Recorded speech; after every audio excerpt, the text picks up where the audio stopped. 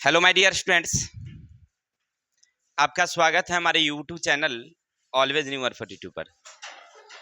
तो मैं राकेश कुमार आज एक नई टॉपिक्स के साथ, एक नई अध्याय के साथ हम लोग अपनी दिनचर्या को शुरू करने जा रहे हैं। सामने थंबनेल लगी हुई है, उसमें लिखा हुआ भी है कि हम लोग आज पढ़ेंगे क्या मूल रूप से। तो क्लास 10th यानी बिहार बोर्ड की क्लास 10th के हिस्ट्री यानी इतिहास का जो एक्सरसाइज नंबर 2 है भारतीय वंश से, जिनका नाम है समाजवाद और साम्यवाद तथा रूसी क्रांति, है ना। चैप्टर का नाम क्या भाई मेरे? समाजवाद, साम्यवाद और रूसी क्रांति।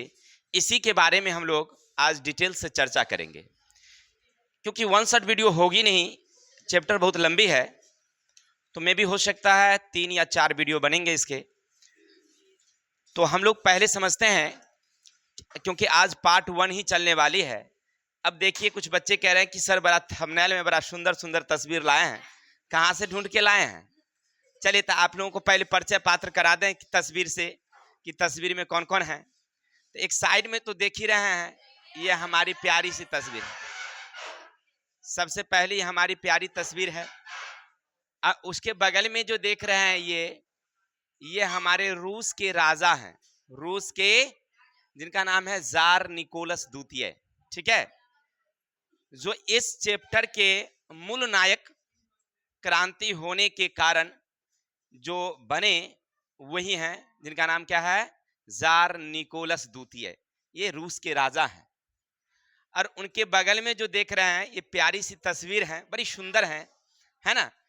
तस्वीर देख रहे हैं ना, लड़का सब तो बड़ा गौर से देख रहा है कि भाई, अरे भाई ये कौन है जानते हैं? उन्हीं की पत्नी है, यानी, हाँ सुनिए ना, राजा राजा की पत्नी है मेरी अत्याव नित करके इनका नाम पड़ता है। लेकिन बड़ी खराब थी, बड़ी सुंदर तो है लेकिन बड़ी खराब, इसी के कारण घटना घटी है। अब ये क्या है, इसका क्या रोल है इस घटना में, वो हम लोग डिटेल से चर्चा करेंगे।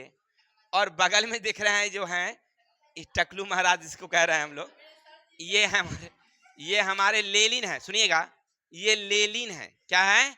जिन्होंने इतिहास को ही चेंज कर दिया, रूस की इतिहास को। भाई बाल नहीं है तो क्या हुआ, इतिहास को चेंज तो कर दिया है, क्या है कि नहीं? ऐसे हैं। चलिए, तो परिचय पात्र हो ना गया सब लोगों को। तो कौन कौन है भाई? ये जार निकोलस द्वितीय हैं, उनकी पत्नी मेरी एंटोइनेट हैं, और वो लेनिन है। इसके अलावा कुछ और इसमें तस्वीरें नजर आएगी आपको, जिनमें हैं कार्ल मार्क्स हैं, ठीक है ना, और सारे तस्वीर बारी बारी से आते जाएंगे, देखते जाएंगे हम लोग। तो ये सब पूरे इतिहास को बदलने में काफी प्रयास किए थे, और हुआ भी ऐसा कि पूरा चेंज ही कर दिया। क्या क्या होता है घटना, आगे हम लोग बारी बारी से देखते चलेंगे। चलिए, तो एक प्यारी सी शायरी आपके लिए है, सुनिएगा पहले। कहते हैं, जो पानी से नहाएगा वो लिबास बदलेगा, जो पानी से नहाएगा वो लिबास बदलेगा, कपड़ा। और जो पसीने से नहाएगा वो इतिहास बदलेगा। तो कहने का मतलब है कि पानी से नहाने से काम नहीं चलता मेरे भाई, हमको नहाना अगर है तो पसीने से नहाइए, इतिहास बदलेगा। आपने प्यारी तस्वीर देखी थी लेनिन का, वो लेनिन कैसे इतिहास को चेंज कर देता है, रूस की जो पुरानी पुरातन व्यवस्था थी उसको कैसे चेंज कर दिया है। इन सारी चीजों को देखेंगे, लेकिन इस वीडियो में नहीं। इस वीडियो में हम लोग मूल रूप से 2 चीज समझेंगे, समाजवाद और साम्यवाद। भाई समाजवाद किसे कहते हैं और साम्यवाद किसे कहते हैं, इसी चीज को हम लोग इस वीडियो में क्लियर करेंगे। ऐसे सुनने से, शब्द के उच्चारण से लगभग दोनों सेम सेम है, अब वास्तविकता में दोनों सेम है भी, बस थोड़ा सा डिफरेंस है। क्या डिफरेंस है, चलते हैं देखते हैं। सबसे पहले देखिए, हम लोग पिछले दिन यानी पहला चैप्टर जो पढ़े थे, यूरोप में राष्ट्रवाद। चुप रहिए, हमें बोलने दीजिए ना, आप बोलिएगा तो हम डिस्टर्ब हो जाते हैं, हमको क्या बोलना है भूल जाते हैं। तो आप लोग सुनिए केवल। हम लोग पढ़े थे राष्ट्रवाद। राष्ट्रवाद का क्या मतलब हुआ, उसको दो शब्दों में तोड़ दीजिए। एक है राष्ट्र और एक है वाद। राष्ट्र का मतलब था कि अपने देश के प्रति, आबाद का मतलब हुआ प्रेम, अपने देश से प्रेम। सेम कहानी अगर आप यहां देखेंगे तो आपको वही समझ में आता होगा, समाजवाद। सीधा सी बात है कि समाज आबाद, समाज से प्रेम। क्लियर हो गई? अब तो आपके समझ में आ गया होगा कि समाजवाद क्या है, कि समाज से अगर हमें प्रेम है तो उसे कहते हैं हम लोग समाजवाद। क्या? अरे वर्तमान में तो अभी कहिएगा तो सब लोग तो समाजवाद के हैं। क्या आप सामाजिक लोग नहीं हैं? हम सामाजिक नहीं है, सब सामाजिक है। हो चाहे ना हो, खास करके जो हमारे लीडर लोग हैं, नेता लोग हैं, उनसे बात करिएगा तो सब कहेगा कि हम सामाजिक लोग हैं। नहीं, लेकिन यहाँ पर हम अभी सामाजिक की बात नहीं करेंगे। ये कहानी घटना जो है लगभग 18वीं शताब्दी की है, उस समय की घटना की बात करेंगे। तो समाजवाद किसे कहते समझ गए? ये दो शब्दों से बना है, समाज और वाद। यानी समाज के प्रति प्रेम भाव, समाज के लोगों को जहां पर शोषण हो रहा था, उन्हें दबाया दबला कुचला जा रहा था, वैसे जगह पर जो सामंतवादी व्यवस्था थी, चर्च व्यवस्था थी, पोप का सामंत था, इस सब को खत्म करके एक नई शासन व्यवस्था लाई गई, बदलाव लाया गया। इसी को कहते हैं हम लोग समाजवाद। कोई दिक्कत? अगर आपसे कोई पूछे भाई समाजवाद किसे कहते हैं, तो पहले पुराने समय में, प्राचीन काल में, समाज पर किसी दूसरे वर्ग का अधिकार, राजा का अधिकार, पोप का अधिकार, चर्च का अधिकार हुआ करता था। लोग दबे कुचले रहते थे, उसको बदल करके एक नई शासन व्यवस्था लागू की गई। इसको कहते हैं हम लोग समाजवाद। यही चीज यूरोप में हम लोग पढ़े थे, फ्रांस में, जर्मनी में, इटली में। तो इसको कहते हैं हम लोग वहां पर राष्ट्रवाद। अब हम लोग अभी रूस की कहानी पढ़ेंगे, लेकिन रूस से थोड़ा सा पहले हम लोग आगे चलते हैं तो फ्रांस पढ़तेंगे, फिर दूसरा दूसरा देश जर्मनी में आएगा, तो उस सब में भी देखते चलेंगे, लेकिन लास्ट हमारा रूस ही होगा। ठीक है? तो समझ गए समाजवाद किसे कहते हैं। चलिए, यहाँ पर कुछ रेड लाइनिंग है। इसकी शुरुआत क्या है भाई? समाजवाद की शुरुआत कब हुई है? तो 1789 में। ऑब्जेक्टिव में पूछता है कि समाजवाद की शुरुआत कब हुई? 17। इसकी प्रारंभिक शुरुआत किसने किया था? याद रखेंगे, इंग्लैंड के एक व्यक्ति थे जिनका नाम था रॉबर्ट ओवन। ठीक है ना? पुराने समाजवाद के जो प्रवर्तक हुए या जनक कहिए, तो उनका नाम था रॉबर्ट ओवन। लेकिन आधुनिक समाजवाद के समर्थक कौन थे? तो कार्ल मार्क्स। यानी कार्ल मार्क्स को आधुनिक समाजवाद के जनक कहे जाते हैं। ठीक है? तो अगर वहां पर देखिए, पूछने का तरीका थोड़ा सा सेंस अलग रहेगा। आधुनिक समाजवाद के जनक किसे कहते हैं? तो कार्ल मार्क्स को। सीधे पूछ दिया जाए कि समाजवाद का प्रारंभिक प्रारंभ किसने किया, कौन शुरुआत किया था? रॉबर्ट ओवन ने किया था। ध्यान रखना है कि शुरुआत सबसे पहले किसने किया है? Robert oven. ठीक है? और आधुनिक समाजवाद के जनक कौन है? तो कार्ल मार्क्स। इसकी शुरुआत कब हुई थी? 1789। अब यहां तक क्लियर हो गया कि समाजवाद किसे कहते हैं, इसकी शुरुआत क्या क्या है। अब थोड़ा सा चलते हैं आगे। अब आपके दिमाग में एक शब्द आता होगा कि आखिर क्या ऐसी स्थिति आई कि समाजवाद की जरूरत पड़ी। क्या वह कहानी क्या समझते हैं? देखिए, आप लोग पढ़े होंगे क्लास 9th के हिस्ट्री में कि 16वीं शताब्दी में इंग्लैंड में औद्योगिक क्रांति हुई थी। चलिए, औद्योगिक क्रांति हुई, इससे क्या फायदे हुए कि जहां पर लोग हाथ से काम करते थे, वहां पर मशीन से काम करना शुरू कर दिया। अभी तो देख रहे हैं हर लोग काम ज्यादा से ज्यादा मशीन से ही करते हैं। घर में मसाला अगर पीसना हो, वो भी मशीन हो गया है। क्या? और छोटी मोटी जो भी कामें होती हैं, हम लोग किसे करते हैं? मशीन से। तो प्रारंभ में, उस समय में, 16वीं शताब्दी में हाथ से कम काम होने लगी, मशीन से काम ज्यादा होने लगी। अब क्या हुआ कि फैक्ट्री प्रणाली का जन्म हुआ। इससे क्या हुआ? फैक्ट्री प्रणाली का जन्म हुआ। कहां? इंग्लैंड की बात कर रहे हैं। अब फैक्ट्री प्रणाली कैसे हुई समझिए। देखिए, होता क्या है कि जैसे हम अपने पास एक छोटी सी एक मिल गाड़ते हैं और उसका उत्पादन हम लोग धीरे धीरे बढ़ाते जाते हैं, आसपास के इलाकों में बेचते हैं, फिर जिला में बेचते हैं, फिर 2-4 जिले में बेचते हैं। तो जैसे जैसे हमारी बिक्री बढ़ेगी तो उत्पादन करने के लिए हमें ज्यादा मशीन की जरूरत होगी। और एक ही कंपाउंड के अंदर में, एक ही घेरे के अंदर में 20, 50, 100 अगर हम मिल लगा दें तो क्या हो जाएगी? मिल नहीं, फैक्ट्री होगी। मिल फैक्ट्री में क्या होता है? एक एक मशीन इतना बड़का थोड़ी रहता है, छोटे छोटे पार्ट्स रहते हैं। जैसे अपने समस्तीपुर में जाइए, मुक्तापुर में मिल है ना, जूट मिल। उसमें जब जाएंगे आप तो देखेंगे कि बोरा बनने वाली 100 मशीनें लाइन से लगी हुई है। एक बार 100 कारीगर बैठता है और 100 बोरा छप छप छप छप करके निकाल देता है बना करके। वैसे और सारे लगे हुए हैं। तो कहने का मतलब क्या समझ रहे हैं? फैक्ट्री में यही होता है। तो इंग्लैंड में फैक्ट्री प्रणाली की शुरुआत हुई। अब जहां फैक्ट्री होगी वहां काम करने के लिए तो गांव से लोग जाएंगे ही। गांव में खेती बाड़ी होती है तो आमदनी कम होता है। मजदूरों को किसी मौसम में काम मिलता है, किसी मौसम में काम, क्योंकि देखिए खेती बाड़ी में ना मौसमी बेरोजगारी होती है। जब खेती का सीजन होगा तो उस समय ज्यादा काम मिलता है। अभी खेती का सीजन नहीं है तो मजदूर को कोई काम नहीं है। फिर 2 महीने बाद खेती शुरू होगी तब मजदूरों को काम लगना शुरू हो जाएगा। फिर 4, 5 महीने वो काम करेंगे, फिर बैठ जाएंगे क्योंकि उनके काम नहीं मिलेगा। तो खेती में ना मौसमी बेरोजगारी होती है, खास मौसम में काम। लेकिन फैक्ट्री में इस तरह की बातें नहीं होगी। अगर आप काम में गए हैं, काम कर रहे हैं, तो रोज का काम होता है वहां पर। क्या महीने पर लोग रहते हैं तो वहां पर रोज रोज काम मिलता है उनको। तो सब यहाँ से गांव से कहाँ जाने लगे? अब शहर। और शहर में जो पूंजीपति वर्ग के लोग थे, इंग्लैंड में जो पूंजीपति वर्ग के लोग थे, अब मजदूर जब ज्यादा जाने लगा तो उन्होंने कम वेतन देना शुरू किया, अधिक से अधिक काम करवाते थे। रहने, भोजन इत्यादि की कोई सुविधा नहीं होती थी। काम करना है तो करो, नहीं तो जाओ। मजबूरी में जो मजदूर थे वो काम कर ही रहे थे। नहीं, अर्थात मजदूरों का शोषण होना शुरू हो गया। मतलब ज्यादा से ज्यादा उनसे काम लिया जाता। मजदूरों को काम करने की एक लिमिट होती है कि भाई 8 घंटा काम करेंगे, उसका एक निश्चित वेतन होता है कि इतना वेतन देना है 8 घंटे का। एक्स्ट्रा काम कराइए तो उसके अलग से वेतन देने होंगे।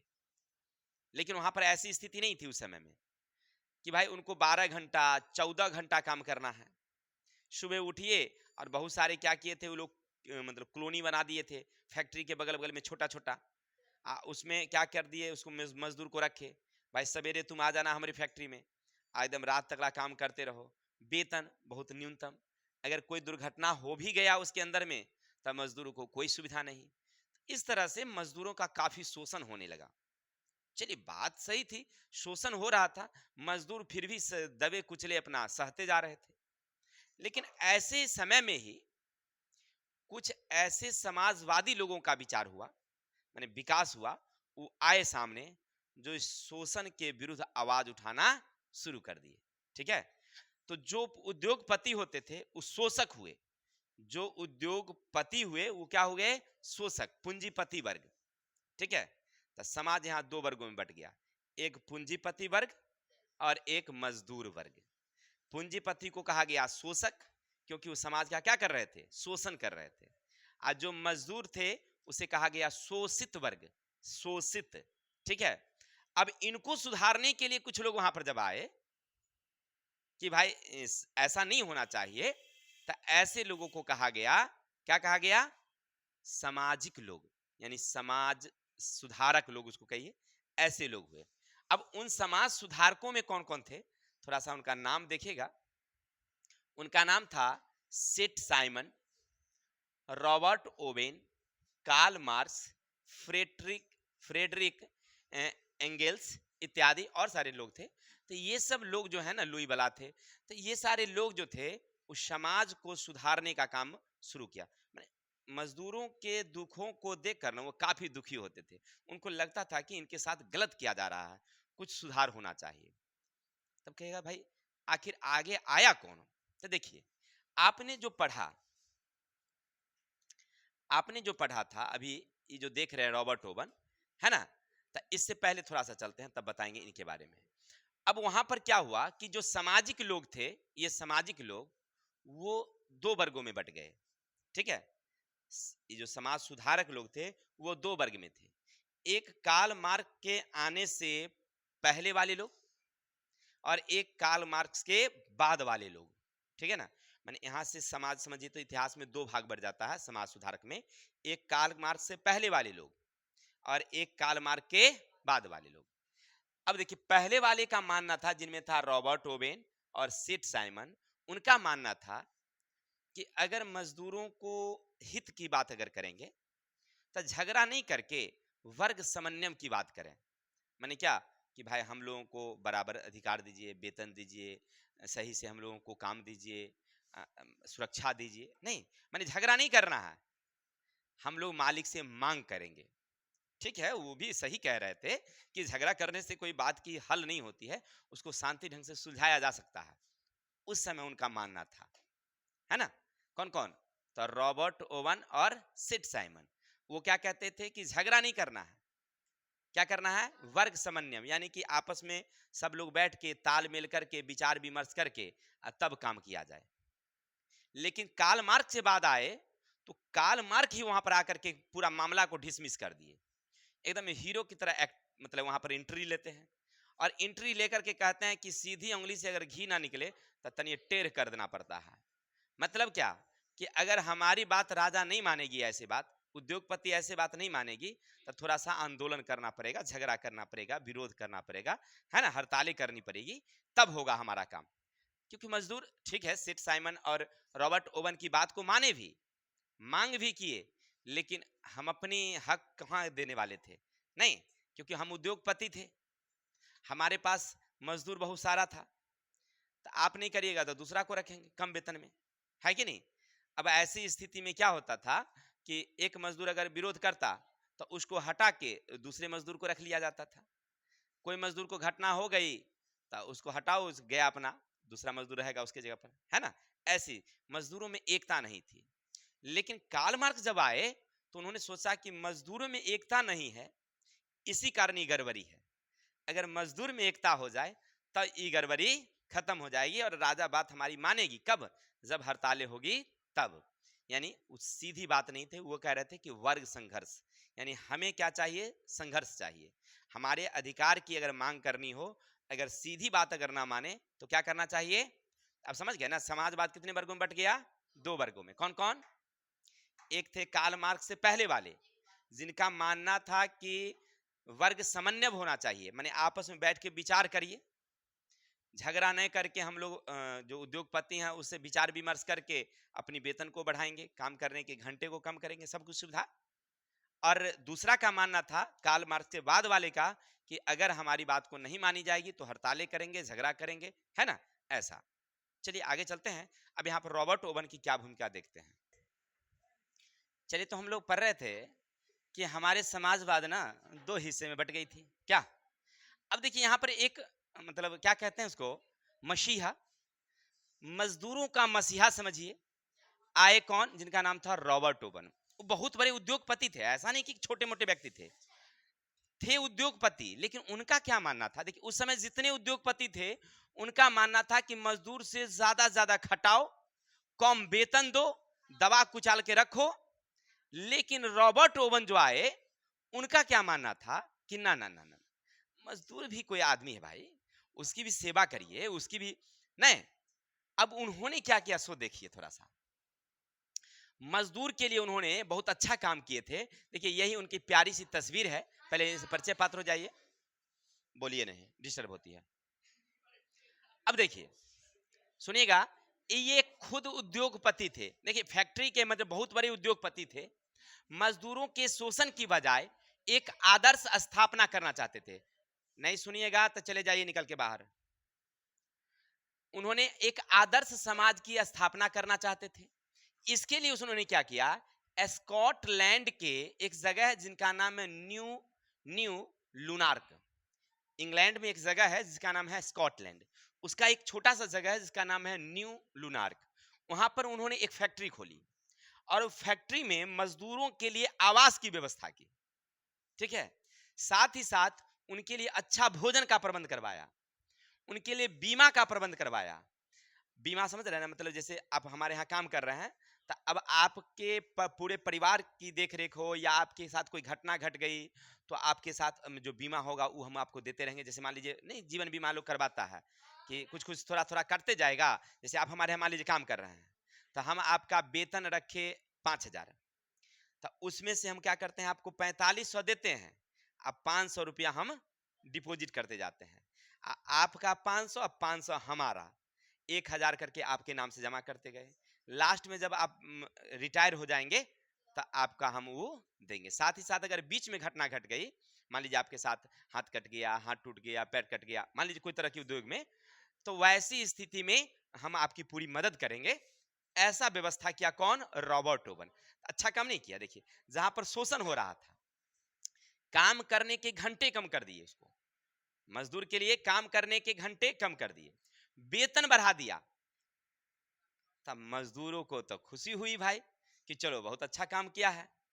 तो अब क्या हुआ कि बीच में ना मजदूर खूब मन लगन से काम किया और उद्योग में लगन से काम नहीं कर रहा था, लेकिन जैसे इसका वेतन बढ़ा, काम करने के घंटे कम हुए, आवास की व्यवस्था हुआ, अच्छे भोजन का प्रबंध करवाया उसने उसके लिए, मजदूरों के लिए बीमा का प्रबंध हुआ, यानी तमाम जो भी सुविधाएं होनी चाहिए मजदूर के लिए सारा काम करवाया, और अच्छे से व्यवहार मजदूरों के साथ, मतलब विचार विमर्श, मैंने समय समय पर मीटिंग बुलाना मजदूरों के साथ, भाई क्या उद्योग चलाया जाए, कैसे इसका बढ़ाया जाए। नहीं तो मजदूरों को लगा कि बहुत ही हितैषी आदमी है, तो उसको अपना समझने लगा। वो फैक्ट्री को वो क्या समझने लगा मजदूर, कि भाई ये अपना फैक्ट्री है, क्या है कि नहीं। अब वो अपना दृष्टि से जब वो काम करने लगा, उत्पादन कुछ ही समय में खूब बढ़ गया उद्योग का। आ, जो रॉबर्ट ओवन थे, उनकी फैक्ट्री का जो मुनाफा पहले जो होता था उससे बहुत ज्यादा हो गया। फैक्ट्री का मुनाफा क्या हुआ? बहुत ज्यादा। अब उनको लग रहा था कि वेतन हम कम में दे रहे हैं, अब फायदा हमको ज्यादा, जबकि वेतन ज्यादा दे रहे थे, लेकिन उनको बेनिफिट जब ज्यादा होने लगा तो उनको लगा अरे यार, मजदूर की जब हमने सुविधा दिया तब मजदूर मन लगा के काम किया, कम में समय में ज्यादा उत्पादन कर दिया। वो ऐसे बेमन से काम करता था, 12 घंटा करता था, 14 घंटा करता था, और तभी वो 5 को सामान बनाता था। 8 घंटा वो काम करता है, 12 को सामान बना देता है। तो भाई ये तो अच्छा बात हुआ। मजदूर की जब स्थिति में सुधार हुई तो रॉबर्ट ओवन को बहुत फायदा हुआ। ये बात जब देखा कौन? इंग्लैंड की सरकार, क्योंकि इंग्लैंड की कहानी है, हमने क्या बताया, इंग्लैंड में एक जगह है जिसका नाम है स्कॉटलैंड, उसी का एक जगह था न्यू लुनार्क, वहीं पर उन्होंने कारखाना लगाया था। जब इंग्लैंड की सरकार ये बात व्यवस्था देखी कि भाई मजदूर की स्थिति में सुधार होने से उत्पादन क्या हो जाता है? बढ़ जाता है, तो इस बात से प्रेरित होकर के इंग्लैंड की सरकार ने 1819 ईस्वी में फैक्ट्री कानून पारित किया। याद रखिएगा, आपसे पूछा जाएगा कि फैक्ट्री कानून कब पारित हुई, तो क्या बताएंगे? ठीक है, बहुत अच्छी। कब पारित हुआ था? एक ऑब्जेक्टिव क्वेश्चन। देखिए, जहां जहां रीड है ना, आप याद रखिएगा, जब हमारी वीडियो अगर कभी देख रहे होंगे आप, तो वहां पर ना क्या करेंगे, कॉपी ले लेंगे और नोट करते जाइएगा, सारा ऑब्जेक्टिव है, क्योंकि सारे ऑब्जेक्टिव किताब में नहीं है। चैप्टर में से जो ऑब्जेक्टिव बनने वाला है वो या तो पाठ में 10-20 को दिया है, पाठ के पीछे दिया है, लेकिन सब नहीं दिया है। तो जब पढ़ते हैं तो हम लोग साथ साथ में उसको नोट करते जाते हैं जो इंपॉर्टेंस है। तो आप ही कॉपी में नोट कर लीजिएगा, अध्याय नंबर डाल डाल के 2 नंबर, और वो पीछे ऊपर में बताए हम लोग कि समाजवाद का उदय कब हुआ? 1789। किसने शुरुआत किया था? तो रॉबर्ट ओवन। आधुनिक समाजवाद के जनक किसे कहा जाता है? कार्ल मार्क्स को। ये सब थोड़ा सा याद रखिएगा, ठीक है। चलिए अब चलते हैं। जैसे फैक्ट्री कानून पारित किया, फैक्ट्री कानून कौन बनाया? इंग्लैंड की सरकार। कि भाई मजदूरों को काम करने के वेतन को निश्चित करो, उसके काम करने के घंटे निश्चित करो, है ना। तो सरकार अब किसके समर्थन में गई? मजदूर के समर्थन में। और 1838 में चार्टिस्ट आंदोलन भी हुआ पर, किसके लिए? मजदूरों की स्थिति में सुधार के लिए, क्योंकि रॉबर्ट ओवन अब समर्थक हो गए मजदूर के। मजदूर उसी के मजदूर ना अच्छे सुधार में थे, रॉबर्ट ओवन के यहाँ जो काम कर रहे थे, बाकी अन्य के यहाँ जो काम कर रहे थे वो तो नहीं स्थिति में सुधार में था। अन्य वाले जो फैक्ट्री वाले थे वो तो शोषण कर ही रहा था। तब मजदूर में मजदूर क्या होता है, बातचीत होता है कि नहीं होता है। तो उसको लगा कि अन्य मजदूर वालों को मजदूर को लगा कि भाई हमारी जो फैक्ट्री मालिक है ना वो अच्छा नहीं है, हम लोगों को विरोध करना चाहिए। और उस समय कुछ और समाजवादी लोग आए थे जो ऐसा विचार दिए थे, जिसके कारण संघर्ष होना शुरू हो जाता है। और 1838 में चार्टिस्ट आंदोलन हुई। कहाँ? इंग्लैंड में। तो यहाँ से 2 ऑब्जेक्टिव क्वेश्चन पूछती है कि चार्टिस्ट आंदोलन कहाँ हुई? इंग्लैंड में। कब हुई? 1838 में। अब आगे चलेंगे। फिर 1833 में एक और कानून पारित होता है, जो मतलब 19 के बाद की बात कर रहे हैं, इंग्लैंड में, जो इंग्लैंड की सरकार फैक्ट्री अधिनियम पारित करती है। वहां है फैक्ट्री कानून, यहाँ है फैक्ट्री अधिनियम। और अन्य कानून द्वारा श्रमिकों की मतलब स्थिति में सुधार लाने का प्रयास किया गया। ठीक है, यानी वहां पर मजदूरों की स्थिति सुधार लाने के लिए किया गया था। यहाँ पर फैक्ट्री में कोई गड़बड़ी ना करे मालिक, इसके लिए कानून पारित किया गया। दोनों दो चीजें हैं। एक है 1819 में फैक्ट्री कानून, जिसमें मजदूरों की स्थिति सुधारा गया, और एक था फैक्ट्री अधिनियम कि आप फैक्ट्री लगा रहे हैं तो आप मजदूरों का शोषण नहीं करेंगे। ठीक है ना, दोनों दो बातें थी। चलिए अब आगे चलते हैं। ये तो इंग्लैंड की बात हम लोग पढ़ रहे थे। क्या इंग्लैंड में ही हुआ? नहीं, और सारे मतलब यूरोप के जितने देश थे, जैसे फ्रांस थे, जर्मनी थी, इटली थी, इन सारे देशों में भी इस तरह की क्रांति हुई थी कि सब जगह शोषण होना शुरू हुआ था। ठीक है, मजदूरों का। जिसमें फ्रांस के एक व्यक्ति थे जिनका नाम था लुई वाला, याद रखेंगे क्या नाम था उनका? लुई वाला। उन्होंने भी मजदूरों के लिए एक सामाजिक कार्यशाला की स्थापना की थी, ताकि वहां पर मजदूर की स्थिति में सुधार लाया जा सके। चलिए, और आगे लोग कौन कौन थे समझते हैं। जिनमें एक था सेंट साइमन, याद रखेंगे ये भी फ्रांस के रहने वाले थे, फ्रांस के ही सब, जो फ्रांस के। सेंट साइमन, चार्ल्स फॉरियर और लुई वाला, ये सब कहाँ के रहने वाले थे? फ्रांस के, जिन्होंने समाज की स्थिति में सुधार करने का प्रयास किया। अब कहिएगा, तब फ्रांस और इंग्लैंड कोई ज्यादा दूर में थोड़ी था, एक के नदी की तो ई पार में ऊ है, ई पार में ऊ है कि नहीं? जैसे अपना ई नदी है ना बीच में, तो ई पार हो गया गंगसारा, ऊपर हो गया भोजपुर, तो यही दूरियां थी उसकी, इंग्लैंड और फ्रांस की। तो क्या होता था कि दोनों का विचार विमर्श होती रहता था, बातचीत होती रहता था। पुल कहता था, पुल पर से चढ़ के ऊपर चल जाता था, ऊपर का आदमी पर चल जाता था, नहीं हो गया। चलिए, ऐसे होती थी। तो चलते हैं, सेठ साइमन का क्या मानना था। देखिए, देखिए सेठ साइमन लोगों को कैसे समझाते हैं। इनका मानना था कि जिस योग्यता के जो हैं उसके अनुसार उन्हें पारिश्रमिक मिलना चाहिए। उनका कहना था कि जिस योग्यता के जो लोग हैं, यानी मान लीजिए आप अगर आईएएस अधिकारी योग्य हैं, आपकी शिक्षा उस तरह की है, आप में योग्यता उस तरह की है, तो आपका वेतन वही होना चाहिए। अगर आप मजदूर क्लास के हैं तो आपको मजदूर वाला वेतन होना चाहिए। मतलब क्या, फैक्ट्री में ऐसा नहीं होता था उस समय में कि आप कोनो पद पर रहिए, उससे मतलब नहीं है। कितनों अकिलगर हैं, कितनों कारीगर पुरान हो गए, उससे मतलब नहीं, वेतन उतने मिलेगा। समझ में आई बातें? अब भाई मान लीजिए कोई कारीगर नया गया है, तो उसका भी वेतन 5,000। कोई कारीगर 20 साल से कम कर रहा है, एक्सपर्ट मतलब एक्सपर्ट है, उसके अनुभव बहुत ज्यादा है, तभी वो वेतन। लेकिन इनका मानना था, किनका? सेठ साइमन का, कि ये बात जो है गलत है, कि नहीं, जिनकी जो योग्यता है उनके अनुसार उनकी परिश्रमी मिलना चाहिए। तो अब ये किसकी बात कर रहे थे? मजदूर की बात कर रहे थे। तब मजदूरी के समर्थक हुए। आगे चलते हैं। एक थे चार्ल्स फॉरियर, कहाँ के रहने वाले? फ्रांस के। अभी तो इंग्लैंड की बात कर रहे थे, अब फ्रांस आ गए हैं। अब फ्रांस के थे चार्ल्स फॉरियर, वो कहते थे कि तू लोग जो गांव छोड़ के चले आते हो, कहाँ? इंग्लैंड शहर फ्रांस, तब ना तुम्हारा वो शोषण कर रहा है। अगर तुम वहां से नहीं आओगे, यहाँ पर मजबूरी में आते हो, तो मजबूरी में शोषण कर रहा है। इसलिए तुम लोग गांव में ही रहो, आज जितना ही कमाओ, जो नहीं धंधा तो राह से हो सके वही करो। क्या जरूरत है यहाँ आने की, है कि नहीं? जितने कम में जिंदगी जियो वहां से, यहाँ परेशानी में आके रहते हो, इससे बढ़िया वहां रहो। वो भी कह ठीक है कह रहे थे, खैर, लेकिन मजबूरी थी मजदूरों की, जाना पड़ रहा था उनके साथ। तो ये चार्ल्स फॉरियर का विचार था। और लुई वाला, उनका मानना था कि आर्थिक सुधार तभी संभव है जब राजनीतिक सुधार होगी।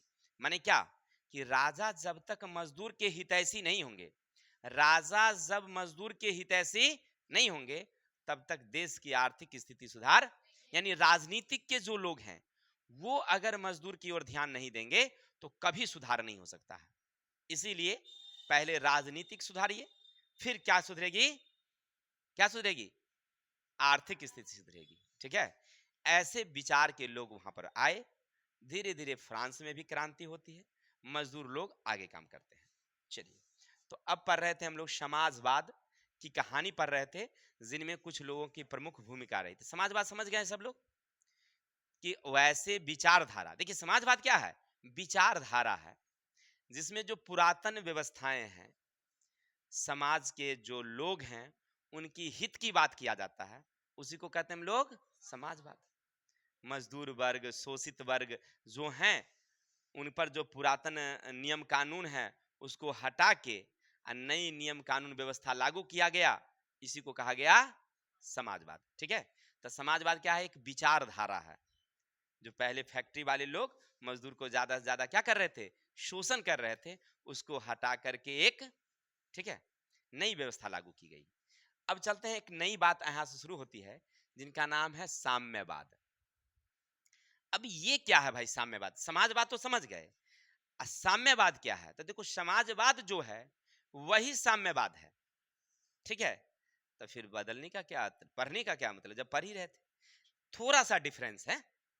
अब इनका क्या कहना है, जो कि साम्यवादी जो विचार के लोग थे, उनका क्या कहना था कि पहली बात तो हम जो है वर्ग संघर्ष में विचार करते हैं, यानी हमारी बात को नहीं मानेगा तो लड़ाई होगी, हड़तालें होगी। ऐसे विचार के लोग साम्यवादी कहलाए। जो कहते थे कि समझौता करके उद्योग वाले से अपनी वेतन बढ़वाइए, काम के घंटे को निश्चित करिए, सुविधा लीजिए, है ना, तो ई कहलाए समाजवादी। वो कहते थे कि ना, हमारी बात नहीं मानेगा, हमारी जो अधिकार है हमको नहीं मिलेगा, तो हड़ताल होगी, लड़ाइयां होगी, तो वो कहलाए साम्यवादी। अब समझ रहे ना, जो थोड़ा उग्र विचार के थे। दूसरा, समाजवादी का मानना था कि जो उद्योग है, जो उत्पादन है, जो लाभ हो रहा है, उस पर सब का अधिकार होगा, एक का अधिकार नहीं होगा। जैसे फैक्ट्री हमारी है, लेकिन उस फैक्ट्री का जो लाभ होगा, उस लाभ पर सब का अधिकार होगा, वेतने भर से काम हमारा नहीं चलेगा। समझ में आई बातें? इसको कहा गया साम्यवादी विचारधारा। कोई सरकार नहीं, कोई राज्य नहीं, सब अपने आप का मालिक होगा, सब अपने आप का मालिक होगा, और हर काम में सबका बराबर का अधिकार होगा। ये विचारधारा क्या कहलाई? साम्यवाद। तो साम्यवाद समझ में आया? साम्यवाद क्या थे? चलते हैं आगे। साम्यवाद की बात जब आती है तो यहां से तीन विचार उत्पन्न होती है। कौन कौन विचार आती है? तो अभी अभी आप पढ़ ही रहे थे। पहला था वर्गहीन समाज की कल्पना, किसी का कोई अधिकार न हो। यानी वर्गहीन समाज का मतलब क्या? कि समाज में कोई जाति, कोई वर्ग, जैसे पोप, कुलीन, पादरी, ये सब जो धनाढ़ वाला था, ये सब नहीं होगा, सब बराबर होगा। किसी पर किसी का कोई विशेष अधिकार नहीं होगा। सही से बैठिए। किसी का कोई विशेष अधिकार नहीं होगा, सब समाज में बराबर बराबर रहेंगे। पहला विचारधारा। उनकी दूसरा विचारधारा था उत्पादन और उद्योग पर सभी का समान अधिकार हो। फैक्ट्री आपकी है, हम उसमें मजदूर हैं, कोई बात नहीं, मजदूर हैं, लेकिन जो उसका बेनिफिट होगा, लाभ होगा, उसमें हम सब बराबर के अधिकारी हैं। परसेंटेज भले हमको कम दो, परसेंटेज तू दो।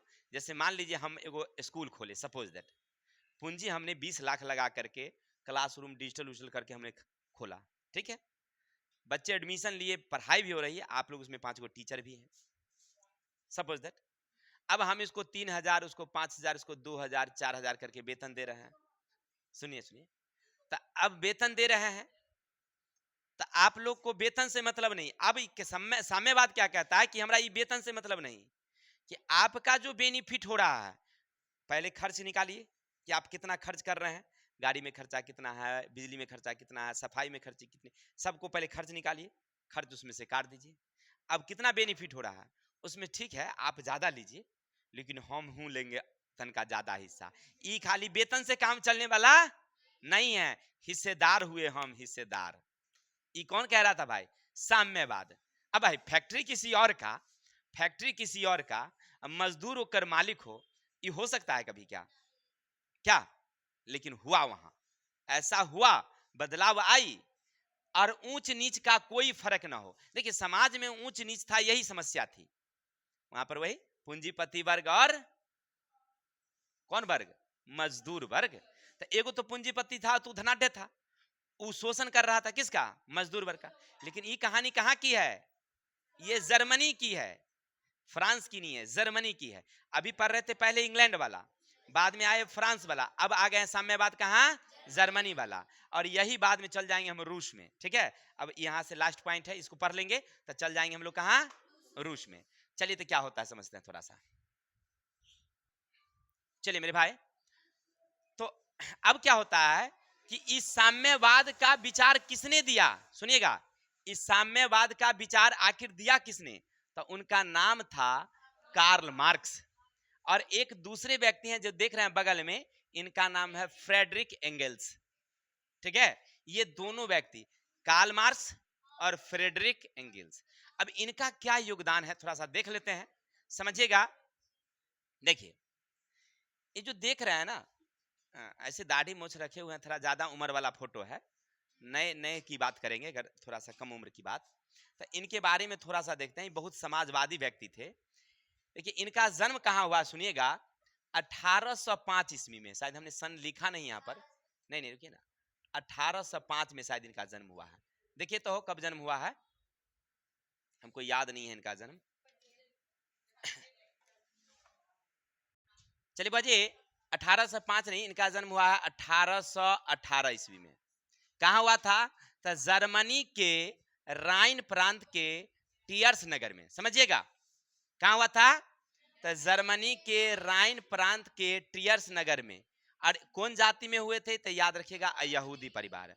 जैसे अपने यहाँ नहीं होता है, हिंदू हैं, इस्लाम है ना, तो उसी तरह से वहां पर एक संप्रदाय है, यानी कि धर्म वाले, जिनका नाम है यहूदी। तो यहूदी परिवार में हुआ था। तो कार्ल मार्क्स का जन्म कब, 1818। कहाँ हुआ, तो जर्मनी के राइन प्रांत के ट्रियर नगर में हुआ था। ठीक है, चलिए अब इनके बारे में कहानी क्या है, थोड़ा सा इनके पिता के बारे में देख लेते हैं। इनके पिता थे हेनरिक मार्क्स। क्या नाम थे, हेनरिक मार्क्स। ये बहुत बड़े विद्वान थे, अरे पेशे से वकील थे। अब समझिए, अब जिसके पिता अगर पेशे से वकील हो, तो वो तो नियम कानून का घरे होगा, क्या जी। और वो भी प्रसिद्ध वकील, ये छोटका मोटका वाला नहीं, हाफी डिफी करे वाला नहीं, एकदम वकालत वाले, तो कानून के एकदम पारंगत। तो जिसके पिता अगर ऐसे हो, तो वो अपने बेटे का भी तो पढ़ाया होगा अच्छे जगह पर, नहीं, ताकि हमारा बेटा आगे चल के कुछ अच्छा बने, क्योंकि वकील है तो उनकी इच्छा होगी कि जज बने। तो इसीलिए उन्होंने क्या किया, अपने बेटे को बहुत अच्छे स्कूल में पढ़ाए। और वो स्कूल का नाम है, याद रखिएगा, एक नाम है बॉन और एक है बर्लिन। उस समय की जो सबसे प्रसिद्ध विश्वविद्यालय थी, बॉन और बर्लिन, इसी विश्वविद्यालय में इन्होंने कार्ल मार्क्स ने अध्ययन किया। और अध्ययन के समय में ना, ये अर्थशास्त्र को बहुत गहरे रूप से पढ़े थे। अर्थशास्त्र का मतलब होता है इंग्लिश में इकोनॉमिक्स मतलब नहीं हुआ उसका, मतलब हुआ कि देखिए कैसे हम अपनी फैक्ट्री को आगे बढ़ा सकते हैं, कैसे समाज को हम सुधार सकते हैं, कैसे हमारी आर्थिक स्थिति सुधरेगी, ये अर्थशास्त्री करते हैं। जानते हैं कहानी क्या हुई थी हमारे देश में, जिस समय इनका शासन था अटल बिहारी वाजपेयी जी का, उस समय हमारे वित्त मंत्री हुआ करते थे मनमोहन सिंह। ठीक है, और मात्र हमारे जो क्या कहते हैं केंद्र का समझिए पैसा, जीडीपी में बहुत गिरावट आ गई थी। और मतलब 3 दिन का पैसा हमारे पास था केंद्र में, कि अब हम खरीद नहीं सकते थे। तो उसी समय कानून पारित किए थे कौन, मनमोहन सिंह। क्योंकि मनमोहन सिंह बहुत बड़े अर्थशास्त्री थे, और उनका मानना था, ये मतलब ध्यान देंगे, ये बहुत बड़े अर्थशास्त्री थे। इनका मानना था कि जब तक कंपनी को सुविधा नहीं दीजिएगा, तब कंपनी हमारे यहाँ नहीं आएगी और काम नहीं करेगी। तो उनको निजीकरण, वैश्वीकरण, ये सब की सुविधाएं दी गई। निजीकरण, वैश्वीकरण। आज मोदी जी निजीकरण कर रहे हैं, तो लोगों को दिक्कत बुझा रही है। ये मोदी जी का बनाया हुआ नहीं है, ये मनमोहन सिंह ही पारित कर दिए थे। निजीकरण और वैश्वीकरण और उदारीकरण, ये 3 नियम वो लगाए थे। ये 3 नियम के बाद पूरा भारत एकदम उद्योग में एकदम छी गया। अभी जो देख रहे हैं ना, गाड़ी का गाड़ी इतना कचर कचर भर रहा है, वो कैसे आ गया, रुपया का कमी है, नहीं है, अपना नहीं तो कर्जों वाला, लेकिन है जरूर, नहीं है। बैंक से बुला के देता है, 10 लाख 20 लाख जितना फोन करके देता है कि लेना है आपको, आइए ले जाइए। हमको फोन किया, हम 2 दिन में हमको फोन किया कि राकेश सर आपका एगो लोन पास हुआ है, लीजिएगा। बोले हम क्या करेंगे भाई, हम अपने लगाते हैं, हम क्या करेंगे लेकर के। तो 2 बार फोन किया तो हम नहीं गए। तीसरा बार में जब हमारे ब्रांच के मैनेजर थे, वो फोन किए कि राकेश जी आपका एगो लोन पास हुआ है 10 लाख का, आके ले जाइए। हम कहिए ओह क्या करें, जाते हैं। हम गए, मैनेजर साहब को बोले कि हो हम क्या करेंगे, हम तो पैसा खुद दे लगाते हैं, लेकिन आप दे रहे हैं तो ले लेते हैं, अपना कुछ काम करेंगे। तो ये जो गाड़ी वाली काम जो हम शुरू किए हैं, वो इसी पैसा का शुरू किए हैं। तो हम ले लिए जिस समय कुछ नहीं, एक आधार कार्ड एक पैन कार्ड हमसे लिया गया, उसका फोटो स्टेट भी नहीं, देखिए कुछ नहीं, एक चरण नहीं, खर्चा नहीं, खाली गए आधार कार्ड पैन कार्ड लिया, बस 10 लाख फाइनेंस कर दिया हमको। उसी से हम बैठले थे तो उधर से 9,43,000 कुछ उ गिराया पैसा, एक आदमी का बाकी था 2 साल पुराना, तो 1.5 लाख रुपया उ भेज दिया। हम हंसने लगे तो मैनेजर साहब पूछे कि क्या हुआ, हम कहले देखिए आज हमारा बड़ा भाग्य बहुत अच्छा है, 9 लाख आप दे दिया, 1.5 लाख को 2 साल पुराना एक आदमी का पैसा पचल था वो भेज दिया तराके से, दोनों तर गिरा। हम कहलिए अरे भाई ये कैसे हो गया भाई। हाँ हाँ, लेकिन ये जो भेजा था वो व्हाट्सएप पर भेजा कि हम फलाना आदमी भेज रहे हैं इतना रुपया, ठीक है ना, अकाउंट से भेज दिया डायरेक्ट। तो कहने का अर्थ है कि अभी जो सुधार आप देख रहे हैं ये उदारीकरण है, वैश्वीकरण है, और कौन है, निजीकरण है, जिसके कारण आप इतनी सुधार देख रहे हैं। अगर पहली वाली स्थिति होती तो शायद भारत वही धरातल में मिलल होता जो आज से 30 साल पहले था। ठीक है, तो ये सब जरूरी है। वैश्वीकरण वैश्वीकरण जो है, उदारीकरण जो है वो जरूरी था। ठीक है, निजीकरण जरूरी है। अब कैसे जरूरी है उस बाद में हम लोग जब पढ़ेंगे अर्थशास्त्र समझाएंगे। फिलहाल समझते हैं कि कार्ल मार्क्स जो थे ना, वो जब वहां बर्लिन में पढ़ रहे थे तो अर्थशास्त्र के बहुत ज्ञाता हुए। तब पढ़ते पढ़ते उनके दिमाग में आ गया कि मजदूर की स्थिति में जब तक सुधार नहीं किया जाएगा तब तक आगे संभव नहीं है। क्योंकि आप पीछे देखिए, पीछे चलिए, 1789 में समाजवाद का विकास देखे थे। रॉबर्ट ओवन उसी समय में देखा कि उद्योग में बढ़ गया, मजदूरी की स्थिति में सुधार से उत्पादन बढ़ा ना। वही बात वो बाद में पढ़े कहां, जर्मनी में, कौन, कार्ल मार्क्स।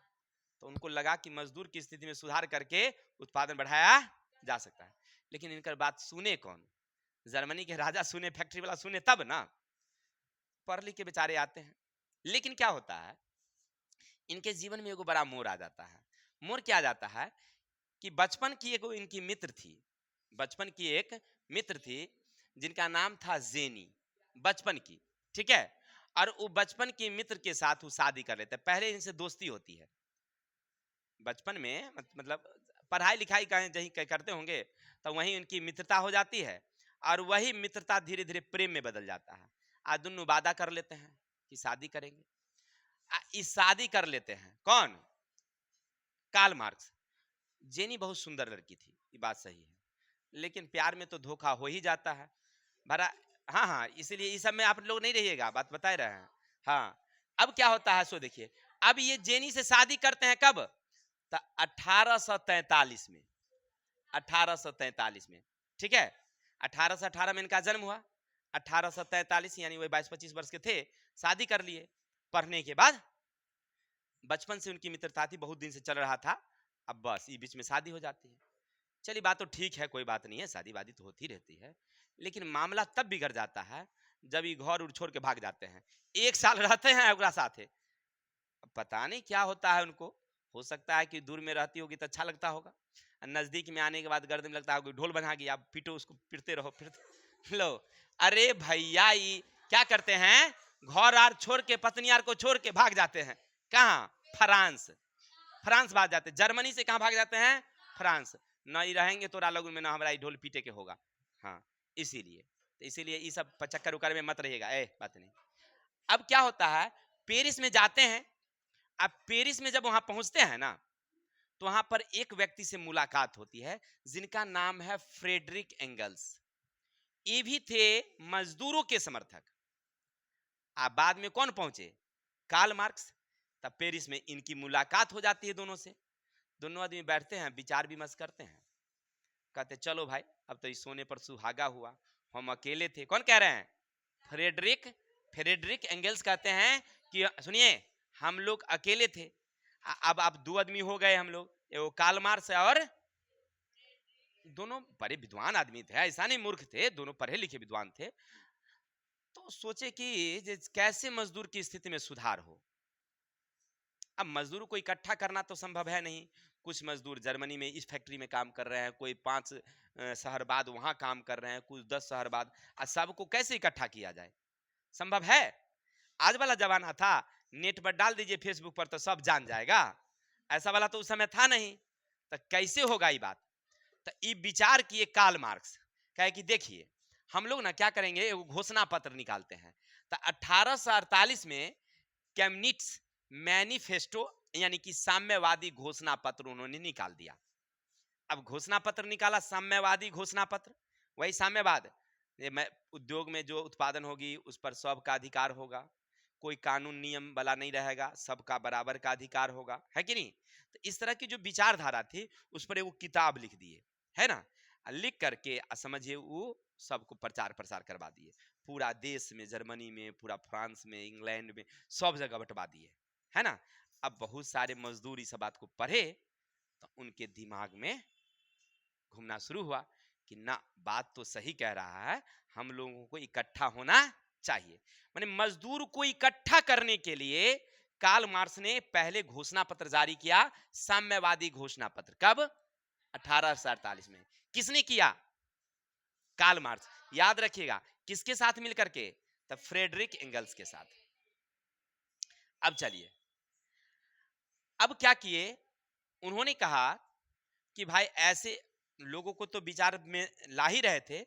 इसके बाद उन्होंने कई किताबें लिखी है। कार्ल मार्क्स ने अपनी विख्यात पुस्तक दास कैपिटल का प्रकाशन भी 1867।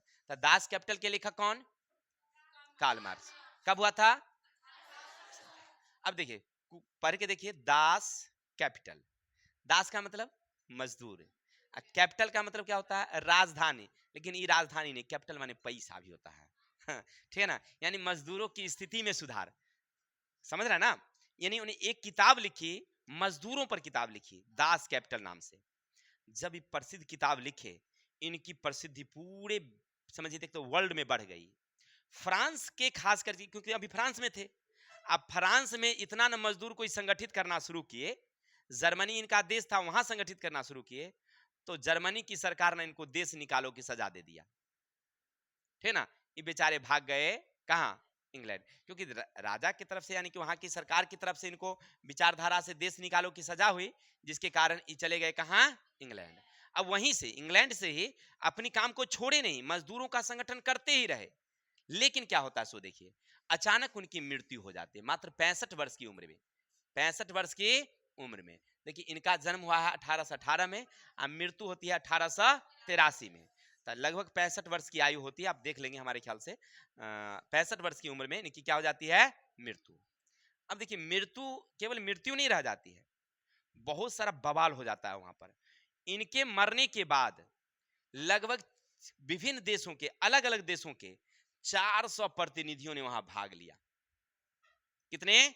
अलग अलग देशों के 400 नेता, माने जनता ना, 400 नेता। माने कोई फ्रांस से आया, कोई रूस से आया, कोई इंग्लैंड से आया, कोई जर्मनी से आया, ऐसे करके जो प्रमुख प्रमुख नेता थे, 400 लोगों ने भाग लिया, ठीक है।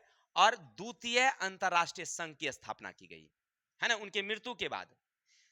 अब इस संघ का क्या मानना था सो देखिए, इनकी बैठक में विभिन्न देशों के प्रतिनिधि ने भाग लिया, जिसमें मजदूर के काम करने के घंटे 8 घंटे की मांग की गई। माने उस समय जो बैठक हुई उसमें यह घोषणा किया गया कि भाई, कार्ल मार्क्स मजदूरों के लिए अच्छा काम करते जा रहे थे, तो मृत्यु इनकी हो गई है, कोई बात नहीं है, लेकिन मजदूरों की स्थिति में सुधार होनी चाहिए और काम करने के घंटे कितना होना चाहिए। भले सरकार माना या उद्योग वाले माने या ना माने, लेकिन उस बैठक में कितनी मांग की गई? 8 घंटे। आज उद्योग में हम लोग कितने घंटे काम करते हैं? 8 घंटे। ये किनकी देन है? कार्ल मार्क्स की देन है, ठीक है। उन्हीं की मानना था और उन्हीं के विचार को उस समय उनके मरने के बाद सब लोगों ने उस समय उठाया कि भाई, इनका विचार था कि मजदूर के काम करने के घंटे 8 घंटा होना चाहिए, उससे ज्यादा नहीं। अगर ज्यादा आप काम कराएंगे तो ज्यादा वेतन दीजिए, एक्स्ट्रा काम। जैसे अभी फैक्ट्री में होता है कि 8 घंटे का ड्यूटी है, अब 12 घंटे खटाइएगा तो 4 घंटे का एक्स्ट्रा से ओवर टाइम अगर लगता है तो उसका अलग से पैसा मिलता है, ठीक है। नहीं तो 8 घंटे के बाद आप जा सकते हैं, ठीक है। चलिए, तो इस तरह से हुई। इसके बाद 1 मई को, उनके मरने के बाद 1 मई को अंतर्राष्ट्रीय मजदूर दिवस मनाया गया, ठीक है ना। यानी उन्हीं की याद में, किनकी याद में? कार्ल मार्क्स की याद में 1 मई को अंतर्राष्ट्रीय मजदूर दिवस। अगर आपसे कोई पूछे कि मजदूर दिवस कब मनाई जाती है? 1 मई को। किनकी याद मनाई जाती है? तो उम्मीद है आपको समझ में आया होगा कि साम्यवाद क्या है और समाजवाद क्या है। हमने दोनों चीजों को बखूबी समझाने का प्रयास किया है। उम्मीद है अगर आप ध्यान से सुने होंगे तो आपके दिल और दिमाग में जरूर हट गया होगा, ठीक है। चलिए, तो विशेष हम लोग कल पढ़ेंगे रूसी क्रांति के बारे में। अगर वीडियो अच्छा लगा हो तो लाइक करिएगा, कमेंट करिएगा, एक प्यारा सा शेयर करिएगा, और हो सके तो एक प्यारा सा, ठीक है, मतलब अपने ग्रुप जो होगा आपके व्हाट्सएप में नहीं होता बहुत सारे बच्चों का ग्रुप, तो उसमें ग्रुप में भेजिएगा, अपने मित्रों को भेजिएगा, तो हमें भी बहुत अच्छा लगेगा, ठीक है ना। हाँ, उसको शेयर करते हैं, देखिए कह रहे हैं शेयर करिए, तो ठीक है। तो आज के लिए इतनी, कल मिलते हैं नेक्स्ट वीडियो के साथ, तब तक के लिए जय हिंद, जय भारत। अच्छा लगा होगा जरूर आप लोग कमेंट करिएगा।